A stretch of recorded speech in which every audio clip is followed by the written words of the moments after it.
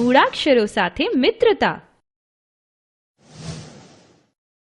મિત્રો, આપણે અગાઉ વ્યંજન શીખી ગયા છીએ. ચાલો એકવાર ફરીથી વ્યંજન યાદ કરી લઈએ.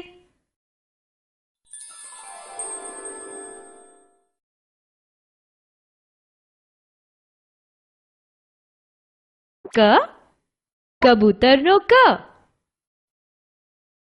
ખ, ખજૂરનો ખ. ગ, ગણેશનો ગ. ઘ, ઘરનો ઘ. ચ, ચકલીનો ચ.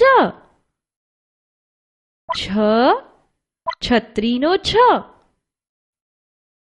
જ, જલેબીનો જ. ઝ, ઝરણાનો ઝ. ટ, ટપાલીનો ટ. ઠ, ઠળિયાનો ઠ. ડ, ડમરૂનો ડ. ઢ, ઢગલાનો ઢ. ણ, પેણનો ણ. ત, તપેલીનો ત. થ, થડનો થ. દ, દરવાજાનો દ. ધ, ધજાનો ધ. ન, નળનો ન. પ, પતંગનો પ. ફ, ફટાકડાનો ફ. બ, બકરીનો બ. ભ, ભમરડાનો ભ.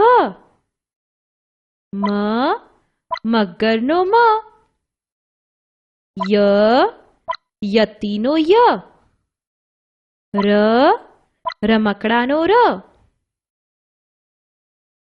લ, લખોટીનો લ. વ, વડનો વ. શ, શરણાઈનો શ. શ, ષટકોણનો શ. સ, સસલાનો સ. હ, હરણનો હ. ળ, ફળનો ળ. ક્ષ, દ્રાક્ષનો ક્ષ.